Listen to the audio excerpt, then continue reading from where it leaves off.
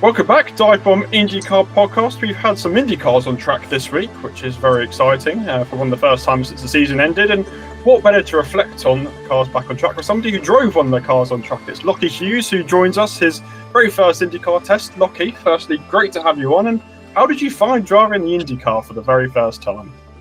Yeah, thanks for having me. No, it was definitely a pretty cool experience. Yeah, true what they say when they say, they're big physical beasts to drive. But definitely feeling it today still. So, it was obviously just a dream to get in one of those things. It's something, been watching for a long time. Excited for the future and hopefully, can be driving it again. You obviously kind of mentioned the physicality. What did you find kind of the biggest challenges or biggest surprises? And I guess just the general feel of what it was like driving, obviously, the big car. Yeah, I mean, I didn't really have my steering wheel in the right place in the morning, so it's kind of a bit stretched out and everything. So it kind of cooked me a little bit. Just obviously not knowing until you get in the thing exactly where you need it.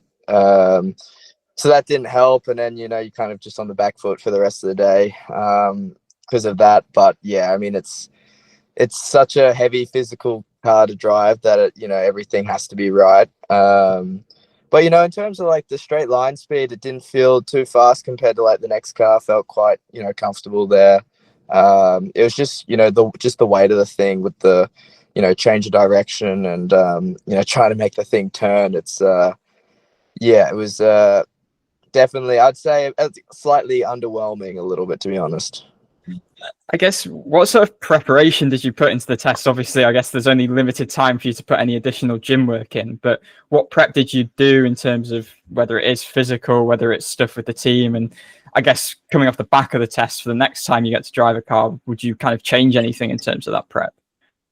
I think I found out like maybe 3 weeks before the test that I was doing it. So, I mean, it was off season anyway, so already, we went back to, trying to build some muscle, and kind of just told my trainer, hey, let's up it even more, in preparation. And, you can only, do as much as you can, so, was trying as much as I could on the physical side of things. And then, trying to just chat to the engineer as much as I could, watch as much video and just study as much stuff as I could in preparation. It's just a big jump again. So I mean, I don't think there was really much else I could have done beforehand. How was the day sort of structured, and how much of it is you trying to learn about the IndyCar and driving that car for the first time, but on the other side, the team trying to get the valuable data they need from you? Yeah, I mean, for sure, it's both. I mean, the team, it was a very important test for the team, so they, wanted to try a lot of stuff. So it was no means just a test for me to drive the car. It was, a very valuable day for them to learn a lot of stuff. So, it was kind of, had a big run plan we had to go over and a lot of things to test. So, had to, I couldn't just be out there just, making mistakes and just, pushing the thing to the limit and kind of learning what it can do. No, all in all was a good day. Do you have anything else planned on the IndyCar testing front? I guess just what does the rest of the off season look like for you? Obviously being renewed in Indy NXT, of course, but is there anything else planned on the IndyCar front? No, not at the moment. I'm not too sure. It's obviously it's a very limited testing with these things. So no, my focus is just fully on the Indy NXT side of things at the moment. So you found out in the last couple of weeks you'll be returning to Indy NXT in 2026 with Andretti, but we also now know you're going to be the IndyCar reserve for next season with the team. So how excited are you to take up that new responsibility? Yeah, no, it's going to be awesome. Just to be able to work a lot closer with the team in terms of the IndyCar side of things, and just be able to learn and kind of just help my development for the future. And especially with Will coming along to the team. So that's going to be even cooler. And returning to Indy NXT in 2026, was that always a pretty straightforward decision for you and your team? Did you even look at anything else? Just sort of take us through the process of returning to Andretti for next year. It was just about just trying to make it happen. That's kind of obviously finishing top 3 in the championship. I guess you can kind of say, maybe we can, go move up to IndyCar.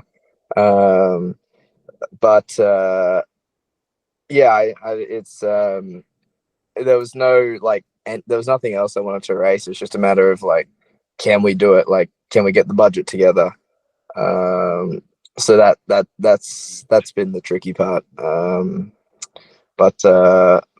Excited that we've been able to make it work, and so I can come back and race.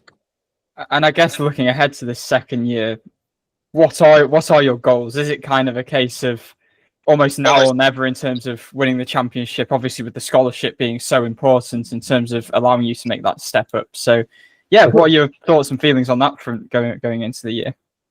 Yeah, for sure. I mean, winning the championship is the goal. No question about it. I felt like we got pretty close this year. Was in the hunt for the first half of the championship, and then just kind of had a pretty bad end to the second half of the season with just a bunch of different stuff happening. So it was frustrating. I thought I was hoping we'd be able to challenge all the way through the season, but no, to still come out with some poles, some wins, a bunch of podiums, top 3 in the championship, pretty good for a rookie. I'd say I was as a real rookie of Indy NXT. So You sort of said, the first half of the season started pretty well for you. You got some wins under your belt quite early on in the year, and it was just you and Dennis sort of competing for the title early on. So where do you sort of feel like things maybe slipped compared to the start of the season? Maybe what have you learned from that experience, fighting the championship in the early half of the year, which you can rectify and improve for next year? Yeah, there was just little stuff I feel like, say, Indy Race 2, I probably should have won, but it was just a bit too nice. On the restart, allowing, Dennis to get by. And then in these cars, it's so much harder to follow than it is in the little cars.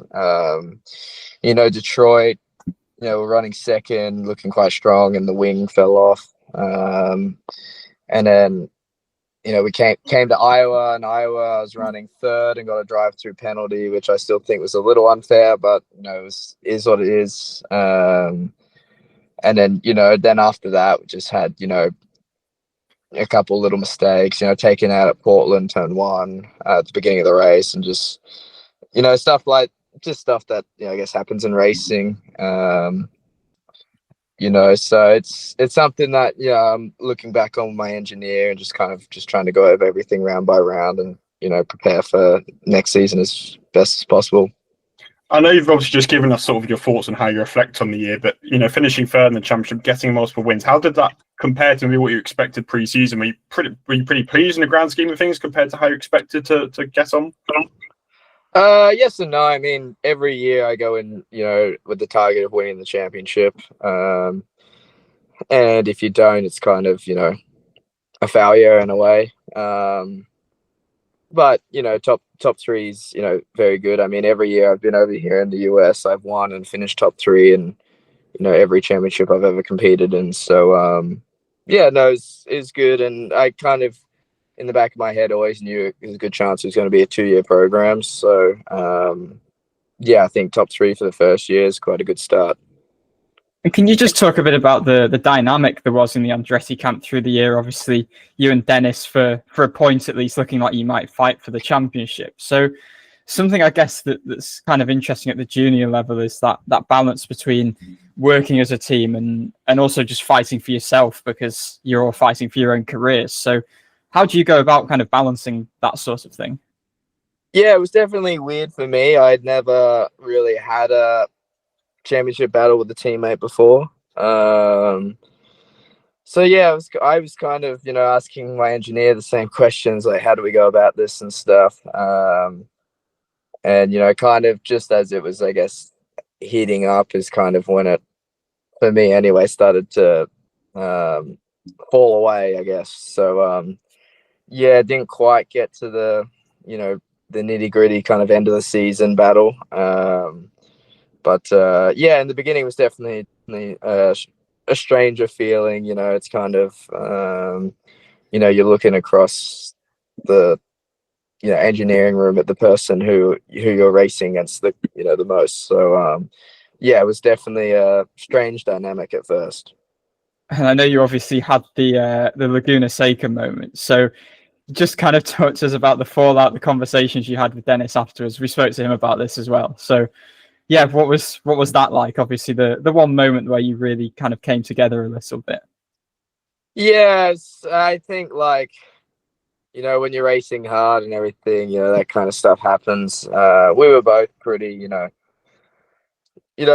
said our opinions straight afterwards, and then honestly, you know, we were both thinking about the next race. Yeah, no, Andretti are, you know, very good about things. So yeah, it's just something I think you kind of, you just know something's bound to happen at some point, right? When two people are, you know, racing as hard as they can. So yeah, it obviously wasn't ideal, especially being teammates and everything. But yeah, we spoke about it, and honestly, you know, the next session we were both just we weren't even thinking about it anymore. So yeah. I think one of the coolest moments of the year was probably your win in Gateway, where you found the highline halfway through and started overtaking everybody. I think that was awesome to see. And that over racing element, you never grew up with it. It was only a thing you adapted to when you moved to the US. So how did you find adapting to ovals, and how did you find racing on them now? Yeah, definitely strange. I'd say this year was the first year I really, I guess, raced ovals. You know, in the USF series, we do the little Lucas Oil oval, but it's a very different type of oval. But yeah, it's one of those things where it's kind of like, it's awesome, but at the same time, it's terrifying. So I would say, you know, you look at ovals and they look pretty simple, but they're not. I would, you know, say they're tougher than road courses. But yeah, I do love them now. That's a very different type of racing. It's when you have a good car on them, they're awesome. When the car's not right, they're the worst things ever. So yeah, I still got so much to learn on those on the oval side of things. And you say it's terrifying, especially initially. How do you kind of overcome that? Because I know as a racing driver, you can't really be fearful as such. So what do you kind of go through in terms of the processes so you can kind of put that sort of fear behind you? Yeah, I don't know if it's like a fear. I think it's just more like you're so on the limit on an oval, and you're so close to the walls that, you know, and you're going so fast that if, you know, something happens or the car has a bit too much oversteer or something happens, you're going to be in the fence. So just in that aspect, you're just a bit more aware of, like, you know, yeah, if I make one mistake, you can potentially be in the fence. So in that aspect, it's yeah, very different to, say, driving on a road course. Now, obviously, I mentioned your background a little bit ago. You obviously didn't grow up on ovals, because I'm sure as listeners and viewers can hear, you've got a bit of an Australian twang to you. So that's obviously where you were born and raised. So how did you end up racing in the United States? Yeah, well, I always I used to race when I raced karts. I raced, you know, karts in Australia, and then I actually I did a fair bit of karting over here in the US, did some karting in Europe. You know, for me, the goal was always to head to Europe after racing in Australia, but just never had the budget. Couldn't make it happen. Then COVID hit. I didn't race for 2 years because we didn't have any budget. And then at that point, it was realistically, if I want to make a career, you know, America was probably the only, you know, place and way to make it happen. But this whole road to Indy scholarship and everything. So I yeah, decided to come over here, and, you know, every year was kind of like your last year. And yeah, still somehow racing. And you mentioned the scholarship obviously being a pretty big deal over in the US. It's not really something that there is that widely across the world. So especially for drivers that don't have much of a budget behind them. Can you just speak about how valuable that sort of thing is in terms of a reward ultimately for your success? Yeah, it's amazing. It adds a lot of pressure, I would say, to the season because, when it comes to, say, winning a championship, it's there's a lot of variables that go into it. You can easily say, just miss out or whatever, and over here, if you just miss out, it's not just the first place trophy you miss out on. It's could be for me in pro was 650 grand, so wouldn't have been able to race lights or Indy NXT without that that budget. Especially when sponsors these days are so hard to find. So yeah, it adds some pressure, but it's definitely a it's a great thing because it's if you do the job, you can be rewarded, and no other racing series gives you that anywhere in the world. Is there any way you kind of go about kind of managing that pressure? Are you someone who kind of thrives under that sort of pressure? How does that kind of work? I don't know. I think it's just like you just try not to think about it, and just try to do your job each session and each weekend. But yeah, obviously it can weigh you down. I'd say it's more like kind of when you're not. It's more in the day-to-day life when you start thinking about it. That's when it's the worst. But when you're in the car, you're just trying to drive as fast as you can. And you're not really thinking about that kind of stuff. But it's definitely it's definitely a pressure I'd rather have than not have. What were your first impressions of racing in America? Because I know a lot of people maybe find it different to the European ladder. I know you didn't race on the European ladder, but some people still find it different. So from your background in racing in Australia, first of all, in cars, did you find the racing culture different and the racing itself slightly different? And did you have to adjust to anything particularly that maybe you weren't expecting to? It wasn't too different. I'd say, it's a bit more friendly probably, this kind of racing over here, like in terms of just people in the paddock, and different types of sayings for things, whether it's like street course rather than street circuit or something like that, just the little kind of different things they call things. They say yellow rather than a safety car and all that kind of stuff, which adds just like little just differences that kind of you just take a while to get used to. But no, I mean in terms of like the hard racing, I'd say it's the same. Everyone's just banging wheels and racing hard. But yeah, I'd say it feels more like a community over here. And did the history of a lot of drivers obviously moving over to the IndyCar ladder from down under kind of play a part in your decision to move over? And I guess if you had much kind of mentorship from the likes of Will Power, who's obviously one of the greats of the sport. Yeah, no, for sure. In recent years, Will's been amazing for me, just to someone I can ask questions to, or what do you think of this, or what do you think of that on a race weekend. And obviously he's been there, done it the hard way. So he knows what it's like, to be in the position I'm currently in. So no, it's great to be able to have him over here and to be able to just call him up whenever I need to. But yeah, obviously there's a lot of history. Like IndyCar used to race in Surfers Paradise once upon a time, which is basically my backyard in a way. So I always felt a kind of a connection to this series. Has there been any kind of piece of advice or any wisdom from Will that's kind of really stuck in your mind throughout the last few years?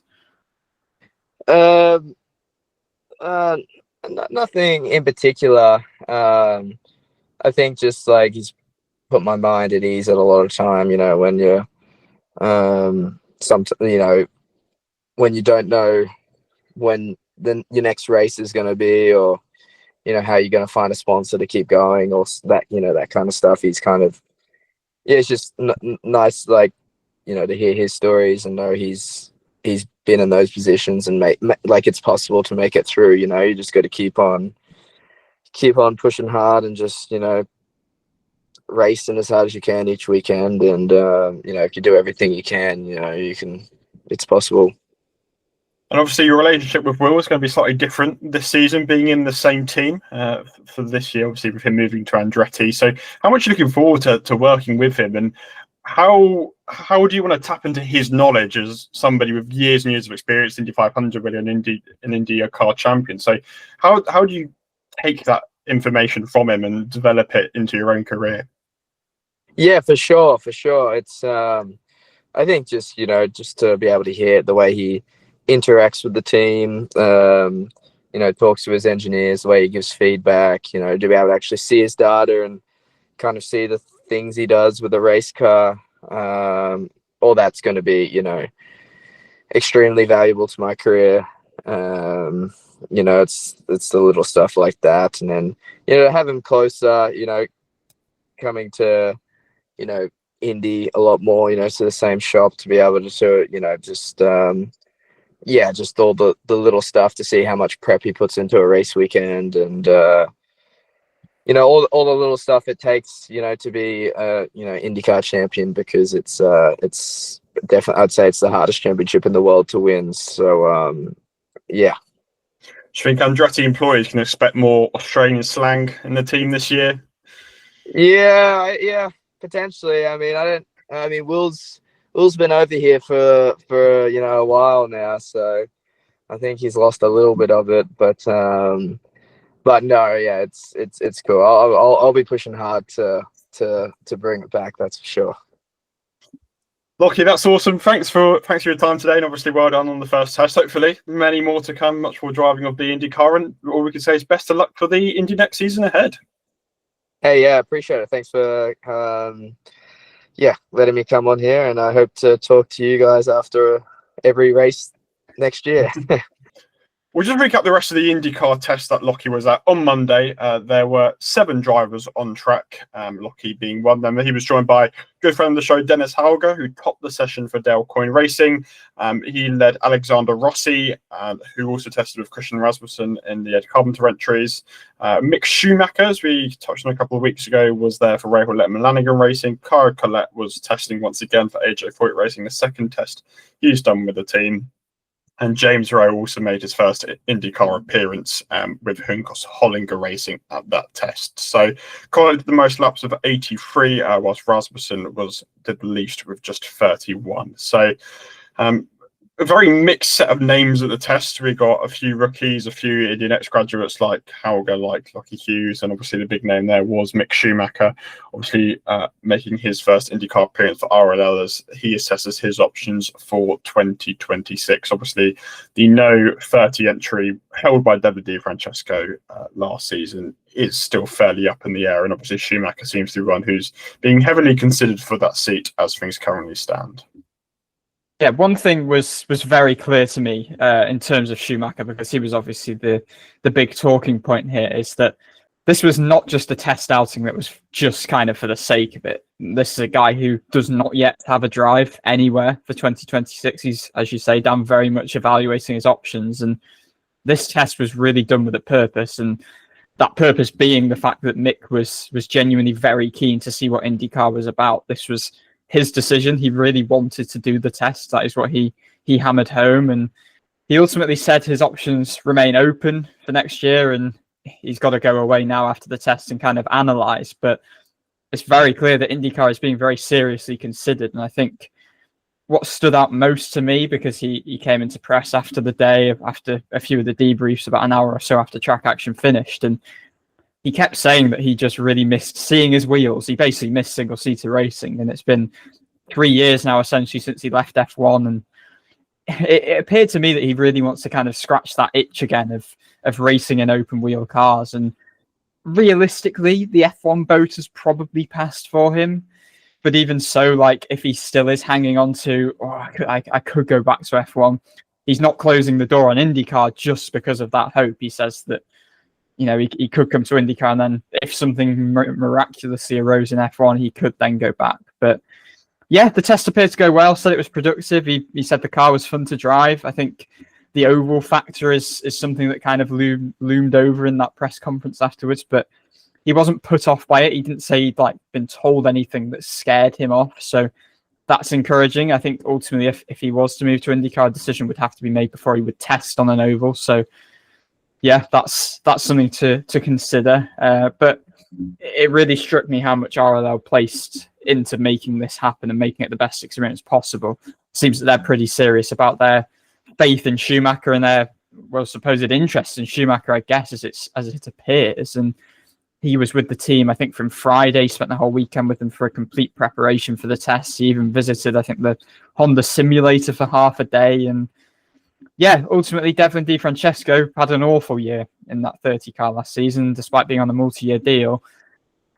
I mean, so much circulating, isn't there? And I mean, when we don't have any sources, but there's a lot of rumors going around, aren't there, about whether there's options in his contract. And I know he brings a lot of money, but you've got to think that the Schumacher name might make up for a lot of the commercial loss of losing DeFrancesco if that does indeed happen.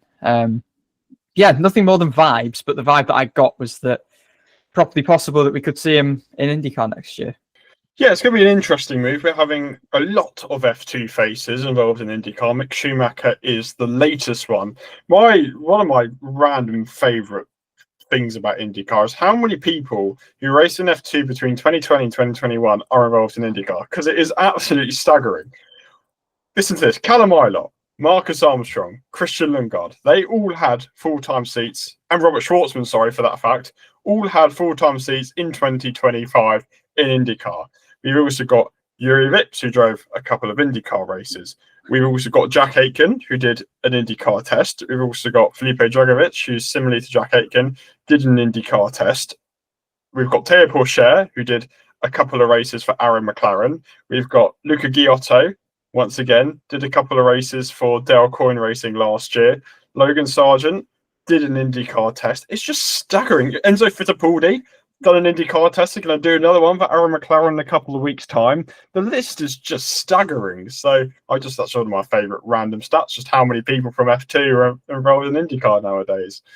And if I've got my facts straight, I think Schumacher beat Armstrong and Schwartzman as teammates at Prema to the F3 European Championship in 2018. And Ilott was also his closest challenger in the F2 Championship in 2022. So, he was teammates with Schwartzman. So yeah, he's got a lot of pedigree. That's close links. He said I think he talked to Callum Ilott, didn't he, whilst they're racing on WEC about his IndyCar experience. Yeah. I think he said he talks to him quite often, actually, which is I did find that quite intriguing. So you've already heard from Lochie Hughes in depth in our exclusive chat with him. So what better than to get the debrief and the lowdown from Mick Schumacher than hear from the man himself in the press conference that I alluded to earlier.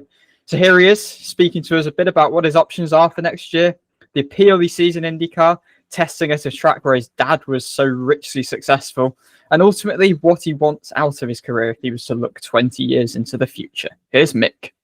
Especially off the back of this test, are you now keen to kind of actively explore IndyCar as a full-time option for next year? I guess, what is on your radar right now, and what is the process that you are about to kind of undergo in terms of what you might be racing in 2026?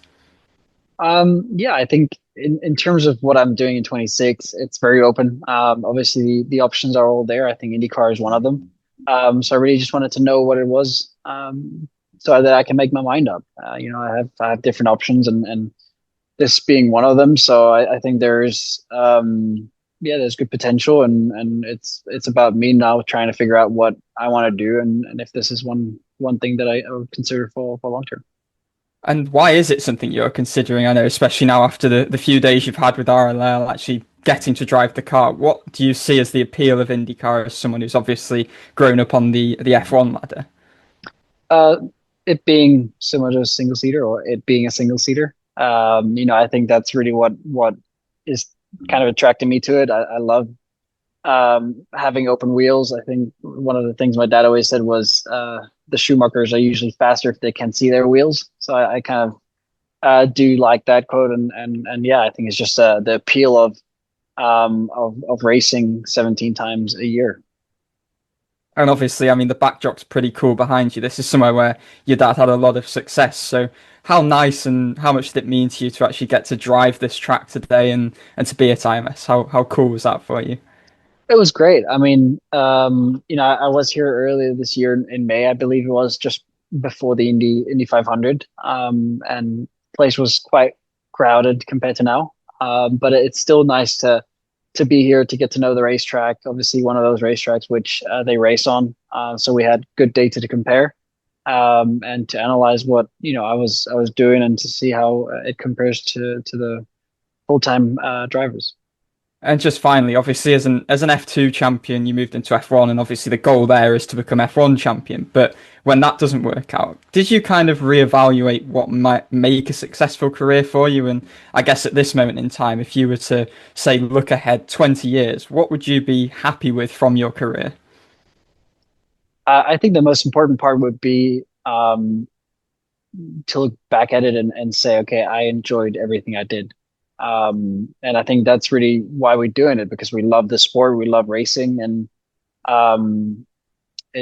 that's what it should be. So yeah, as long as I'm enjoying my time and I'm enjoying what I'm doing, I will be doing it well. And therefore, again, that's above everything for me. So that was it for the test. Again, there's not really too much information about this test. There a lot of teams getting data, people getting run out, like James Rowe, for example, getting a first IndyCar run out. Lochie Hughes, obviously, his run was a bit more significant than James Rowe, again, getting a first IndyCar run out. We also know that, as I alluded to a second ago, Enzo Fittipaldi will have a test at Sebring of Aaron McLaren, and for about the millionth time, they may clear that the lineup is still Pato O'Ward, Nolan Siegel, and Christian Lundgaard for 2026, just in case you're unsure. And there's also a test coming up. I think it's next week at the Indianapolis Motor Speedway on the oval. I think it must be a tyre test, presumably. Yeah, and nothing really much else going on in IndyCar, but the big news, which we'll touch on in a minute. The other thing that's really amusing is this Hello Aaron McLaren court saga. We hear bits and bobs that come out of the courtrooms of various discussions they have, and you could do your own research on them, but some of them really amusing, like whether Marcus Ericsson is an A-tier driver and why Aaron McLaren didn't hire Ryan Hunter-Reay to replace Alex Palou, and how Pato O'Ward's risk of ruining pushing his ego by him being included in the F1 game. It's a very amusing set of stories coming out of that courtroom. Yeah, I mean, beyond the legalities bit, which we obviously won't get into, it is bringing out some really intriguing IndyCar nuggets, isn't it? Like about contracts and discussions and all sorts of stuff. It's fun. I must say as well, I think it's Motorsport Magazine who've been doing all of the reporting. So I think we must give them their due credit, because it's been pretty impressive. I think my favourite one is Palou's team asked Zach Brown why they didn't hire Ryan Hunter-Reay, because he's an IndyCar winner, and Zach Brown was like, when did he last win? Bro, he was won this year, but he last won 7 years ago. And then Zach Brown said, why didn't I just hire Nigel Mansell? Yeah, that's good. There's some good comebacks, some good needle, isn't there? Yeah, so do your research into the credits to Motorsport Magazine, but do your research from what they said, because there are some funny old stories. But the biggest news of the week is one of the big main remaining question marks in the driver market, which was the status of Rinus VeeKay. As we knew pretty soon after the season finale, we knew that he'd leave Dale Coyne Racing. There was a suggestion he was looking at AJ Foyt Racing, but those quickly diminished. And then we now have the confirmation this week that he's going to be going to Juncos Hollinger Racing for next season. There seems to be not much clarity on who his teammate is, so we'll touch on that briefly. But quite a big news for VeeKay. I don't think when he left Coyne we would have been expecting this, for him to move to Juncos. I mean, Juncos probably arguably struggled more than Coyne did last season. I don't know how much of that is attributed to their lineup, as we've discussed in our season reviews. But is it VeeKay? Is it a stopgap year for something bigger in the future? It doesn't seem like a huge step up in performance, but obviously VeeKay seems quite positive about the move, as you would be moving to a new team. And it's good to see him have another opportunity, because as we know, in left Ed Carpenter Racing, that was a massive question mark. And even after he left Coyne, it was a bit of a question mark, because where does he go? But he seemingly found this new home in Juncos, and it's a very interesting combo for next year. It's a team who really do need a stronghold driver, because they just haven't had much consistency or stability in the driver's side. They haven't really had a very reliable, proven driver who's done it at other teams to a good level. So that's what makes, I think, this move really, really interesting. I'm quite excited to see what VeeKay can do at Juncos in comparison to maybe what he did at Dale Coyne Racing. Yeah, it really stood out to me in the announcement that it made a point of saying that VeeKay was the lead driver. And yes, okay, obviously that spells the M for Connor Daly, and there's this looming question mark, as you mentioned, over Stingray Robb, who says he signed but was not mentioned in any of the press releases. But I think the wider point on this leader element of it all is that, I mean, this was a driver who was, I mean, in the abyss of free agency this time a year ago, and all of a sudden he's in this impressive year with Dale Coyne has become very much sought after again. And it felt like in those latter years at ECR, his stock had gone quite stagnant. And he's made a point of saying himself that he felt he really reproved himself at Dale Coyne last year, and is now all of a sudden, because of what he did with that struggling team, kind of guiding them to, I mean, their best season in half a decade. He's kind of shown that he can be relied upon to lead that sort of project. And I think the Juncos project is pretty similar. They're both very similar teams in sort of their stature, I would say. And I don't know, we had a media call with VeeKay as well, and I really liked just the kind of quiet confidence that he exuded. Like, I don't think it ever really crossed into like arrogance. It was quite innocent in many ways, but he's genuinely really, really confident that he can guide this team. And I know there's debate over whether he should have left Coyne. Like, on the face of things, it seems at best a sideways move. I know there's probably non-public reasons behind why he would leave, because why would you leave when it was going so well? I don't know whether there was stuff in the deal or what have you, and better terms being offered. I don't know. We don't know. We're obviously not privy to any of that stuff. But yeah, I think that makes it a risky move, this, given, he obviously has stability in a team that could have helped maintain that sort of stability in his stock as well, especially with the driver market expected to be quite active among some of the very top seats at the end of this season. But he clearly has a lot of faith in this Juncos project, and I think there is probably merit to him making claims that the results have not been necessarily representative for JHR in terms of what their actual peak performance is. And yeah, I think you kind of mentioned it, Dan, but I think he might just be the best driver that team has had yet, to be quite honest. And I think he's really ready to relish that responsibility of being the lead guy, and knows the task at hand and he wants to execute it. Yeah, as you say, it's going to be interesting because VeeKay really exceeded expectations at Coyne. Really finished 14th in the championship in the end, which is obviously in the cursed VeeKay 12th and 14th every season. Be interesting to see if he can maintain that at Juncos, because I don't know the highest that Juncos has ever finished in the standings. I guess 17th or 18th, but I might need that verified. It'd be interesting if he can keep his streak up through 12th and 14th. But there are teams we've seen flashes of. Daly on the ovals, for example. We've seen Ilott with a couple of good runs to top 5 finishes. We've seen Grosjean with a couple of good runs to top 5 finishes. But we've never really seen any consistency from Juncos and a package which is reliable across the course of the season. Now, they are a team who've been quite dependent on budget previously, and obviously VeeKay isn't a driver who we believe comes with huge amounts of budget. So it's seemingly they have got somewhere where they can afford to at least pay VeeKay or subsidise some of the cost of his seat, which is really, really interesting. But as you sort of said, I think it's good for Juncos to have a person who is reliable, who's got plenty of years IndyCar experience. And I know VeeKay went to Coyne as a bit of a rebuild for their project there. Again, do I see VeeKay as a long-term option for Juncos? I probably don't, but he can help steer that team in the right direction, like I think we really saw him do at Coyne last season. And as we keep on saying, I think that veteran head is going to be something really important to have at the forefront. And obviously, a driver who we know is traditionally very strong at the Indianapolis 500, or has been at his time at Ed Carpenter Racing. Connor Daly almost won the race for Juncos this season, so it'll be interesting if VeeKay can replicate that form there. In the grand scheme of things, it still is a surprise. I think we were expecting this move for a couple of weeks, but I am still surprised that we have seen this happen, because there's better seats available for VeeKay, you would have thought, and you thought maybe other teams would take a punt on him. But it feels like he's still waiting for that top drive. It's going to have to happen at some point, you'd hope. We thought it would happen this year. Maybe next year. We'll have to see. As we've said a couple of times, the driver market is very open for next season, so opportunities all round. So that remains to be seen. But yeah, I think maybe one of the most intriguing moves alongside the likes of Will Power heading into next season.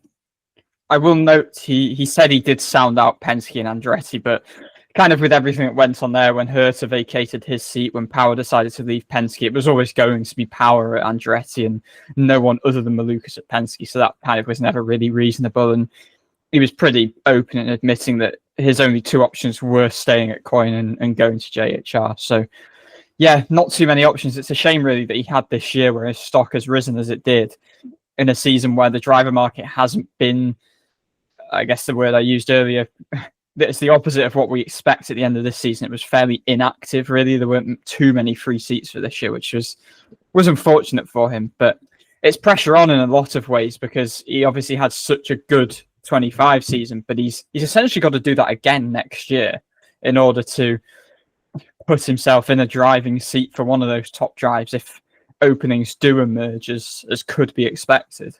We actually got several minutes with Rinus in a media call only a matter of hours after he was announced to be joining JHR for the 26th season. So here is VeeKay on the benefits of actually leaving ECR and getting a change of environment for the first time in his career, the importance of the season he's had with Dale Coyne, why he ultimately opted to drive for JHR next season, and the lessons in leadership that he feels he can bring to the team, having had such a fruitful season in that sort of role for Coyne last year.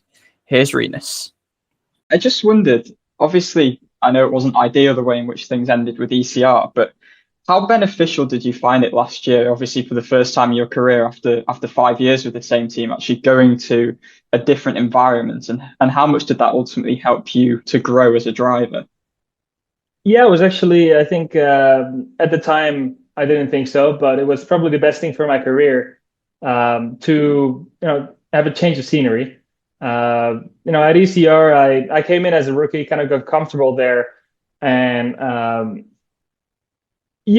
just always had the same infrastructure around me. Now, last year with Dale Coyne Racing, and really, I was really on it. I needed to prove myself, and I really was a lot more involved with the team and learned a lot more in one season than I would in one season with ECR being there for 5 years. So a lot of new people, two different race engineers as well. I think that also showed Juncos Hollinger Racing what my what I can do, because if you're at the team for 5 years, nobody really knows how good it is. So if I go to another team, and what I did with Dale Coyne Racing was raised as enough eyebrows where Juncos Hollinger Racing was very interested in me, and the same way the other way around. And obviously the way things came together, obviously they found you in a time where you were struggling, obviously didn't have a ride, and they had a bit of a tough year as well. So can you just give a word to Dale Coyne Racing and just kind of reflect on the year that you had there, and ultimately the importance of the role that they have played in your career, even if it has only ended up being that single year? Yeah, I mean, it was for me, it was a great year, probably the best year in my IndyCar career. With them giving me the opportunity, and I think the same the other way around. We needed to help each other. They came off a really rough season, and for me, the position I was in, we really needed each other. And I mean, what we've done together has been great. It's been a lot of fun for me. I think I've driven the best season I could have. Made minimal mistakes and really mastered the IndyCar racecraft. So it's been really good. And I think whatever the future holds, definitely the upcoming season with Juncos Hollinger Racing, I will benefit from what I've learned at Dale Coyne Racing. And you touched on it a little bit. What were some of maybe the reasons behind deciding to obviously leave Dale Coyne and then ultimately making the switch to Juncos? What were the big appeals, I guess, for you making this move this year? Well, for me, I see a lot of invention, a lot of good people with incredible track records working at the team, and I think the team is a lot better than what they have been able to show. So I think with me coming into the team, showing what I've done to Dale Coyne Racing last year, not only as a driver but also really leading the team into making the right decisions. Altogether, I think we can do really well. And Daryl Buchar is already great, but then on the road to street courses, I can help them a lot.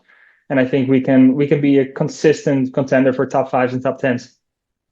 And do you see this as a long-term project, or is it for now just a single year, see how it goes? Obviously, a lot of movement expected in the driver market next summer, of course.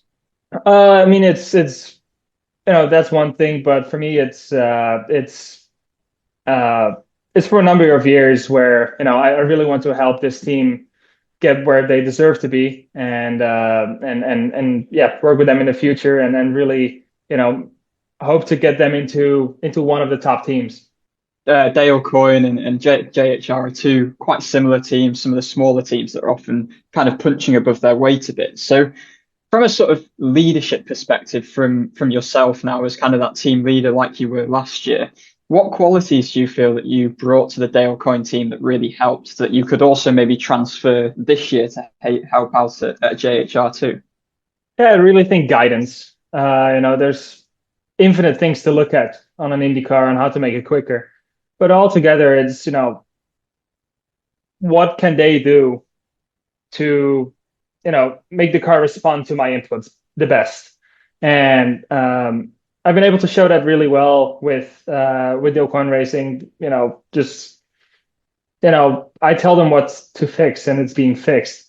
So it's we keep it very basic, but now in the end, I've shown to be a good driver in IndyCar in the past few years, and I think my leadership within the team, we're having a lot of fun. That's one thing. Fun is very important, but also just communication within the team to really tell them, hey, we need to work on this and this. I don't like how the dampers feel, stuff like that. So I can pinpoint and narrow the search to what they need to fix. And you mentioned that sort of kind of keeping that feeling good. And obviously Dale Coyne had the tough situation at Indy last year, and it felt like you really helped to pick Jacob up. So how important is it for you as well to make sure, as that kind of lead driver, more experienced driver, you are also lifting your teammates up and kind of keeping that morale high in situations like you had in May? Well, that's the thing. I'm being hired as to make the team better. That's their reason for hiring me, to make the team more successful. And that's my job's prescription. That's what I'm gonna do. So I have to think big picture with the team to bring everybody up. And even though racing can seem like a very selfish sport, it's still a lot of people behind the scenes that make everything work. So you got to be a team player, and I'm excited to be one again here with the Juncos Hollinger Racing. Right, as I alluded to a minute ago, that there is a bit of uncertainty around VeeKay's teammate, which will lead on to the rest of the driver market, because there was a half statement from Stingray Robb a couple of weeks ago saying how he's excited to return to the team next season because he was announced on a multi-year deal when he signed with the team.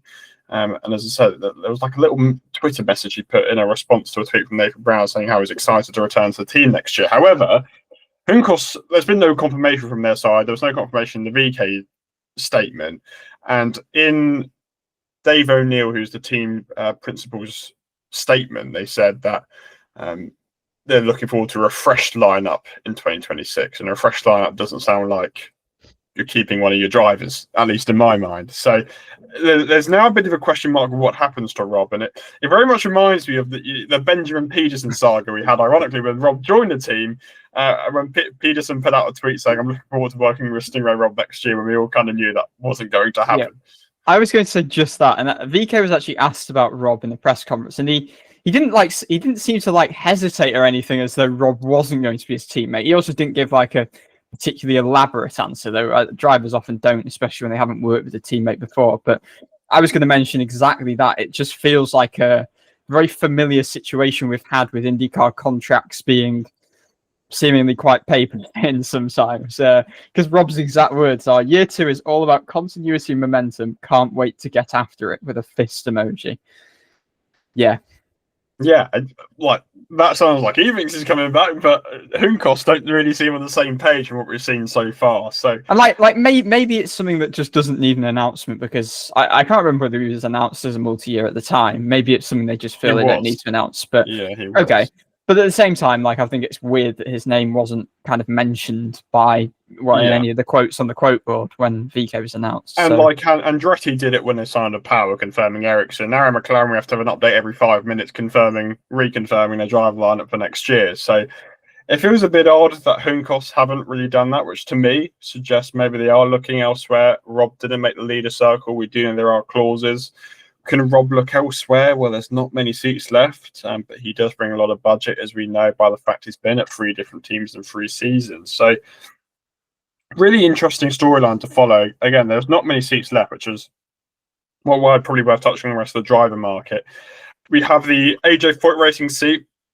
And it's presumed Santino Ferrucci is going to stay on, but the seat alongside him is unconfirmed. Now, I'd probably say Kyle Collette is the lead for this, considering his Indy NXT vice champion status last year, as well as the fact he has done a couple of tests with the team, and we expect him to bring a little bit of budget. So I expect him to be the forerunner in that seat.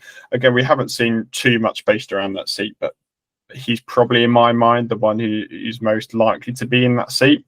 We have the 18 Dale Coyne Racing seat. Romain Grosjean is the one heavily tipped. Well, they haven't confirmed the number, but Romain Grosjean is heavily tipped to return to Dale Coyne Racing for next season. So we, at this time, expect him to be in that seat. We have the seat alongside VeeKay. Again, Rob was confirmed on a multi-year deal, but as we said, we don't really know the status of that. No one's really linked to it necessarily. And the other question mark really remains around the number 30 Rahal Lanigan seat that we touched on a minute ago, occupied by Dudley DiFrancesco last year. Similarly to Rob, he was announced on a multi-year deal, but we can kind of understand there seems to be some sort of clause which means he can leave the team. Considering REL are evaluating Schumacher, that doesn't exactly sound like Devin DiFrancesco is returning to the team next season. So we've got about 4 seats yet to be confirmed. Some more clear than others and what's going to happen. So we haven't got much more driving market to do, which is weird at this sort of time of the year, only 1 month from the off season. But yeah, what we're going to talk about in February with the rate the driving market is plowing on through at the minute. From my point of view, I mean, I think Collette testing twice for Foyt is, I mean, you think that's pretty telltale. I know Dale Coyne said he hopes to have both of his drivers by Halloween.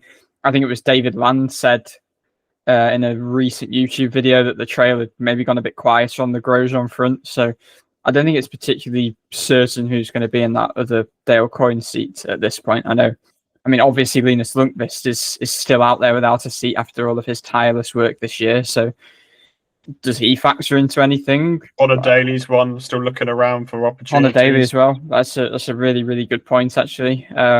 Like Mick Schumacher at RLL just seems to make sense, like especially after the test. Like surely you wouldn't put all of that effort in unless you like really didn't enjoy the test and really didn't click with the car. But he seemed fairly genuine when he was saying that he enjoyed it. So and you imagine you'd have Rob shopping around as well for a seat? Yeah, I mean, but this is very speculative. It's very unclear what's going on with Rob, isn't it? The same as DiFrancesco. He might be shopping for a seat yeah, because it's unclear what's going on with him. Yeah, I feel like the DiFrancesco thing must be clearer because RLO would not be doing this if they didn't have a free seat. And Graham Rahal, unless he does a shock retirement, is going to be there. Louis Foster is absolutely going to be there. So, yeah, you've got to think DiFrancesco might not be returning there. Right. I know we said that we'd do this a couple of weeks ago, but we never got around to it. But we're going to start doing it now. So during the off-season, we still unfortunately have how long to go, Archie? Give us an update. So as we record, it is 135 days until track action begins for opening practice in St. Pete. When this drops, it will be 134. So we're rattling down, like we're a month and a half removed now, only 4.5 to go. And we finally got around to what I said we'd do at the end of each episode, which is an IndyCar connections for you to take away until the next episode. Try and work it out yourself and see if you have any success between now and next week's episode. So just a reminder, if you didn't know what connections are, I'm going to give you a list of 16 drivers, and they go into 4 different categories of 4. You've got to work out what driver goes into what category and why they go into that category. Now, just as a spoiler, we're not going to do anything like Indy 500 champions. We're not going to do anything like IndyCar champions because that's too obvious and too easy. It won't be as hard as the ones like myself and Archie give each other, but hopefully challenging enough to give you a little think between now and next week's episode. And Archie, in the meantime, will also give a little think, see if he can work it out in the next week between now and next week's episode. But here is your list for this week. I'll also put it on my Twitter if you wanted to look at it there as well. So your list for this week: Tony Kanaan, Adrian Fernandez, Romain Grosjean, Pato O'Ward, Marcus Ericsson, Marco Andretti, Cody Ware, Dario Franchitti, Unser Jr, Jimmie Johnson, Esteban Gutierrez, Takuma Sato, Graham Rahal, Callum Ilott, Colton Herta, and Alfonso Celis Jr. We're going to release our answer on next week's episode and give you another one for next week. So if you want to find out, stay tuned for the podcast next week and we'll give you our answer. But that rounds up our reflections on the IndyCar test as well as the news that Rinus VeeKay will be going to Juncos Hollinger Racing. Big thanks to Lochie for his time. Hopefully you gained some really good insight there and a little bit of an update on all the testing going on and the driving market. Next week we will have another guest on the show, a very familiar face. So stay tuned, should be another great episode. But for this time, thanks very much for watching, thanks very much for listening, and we'll see you next time.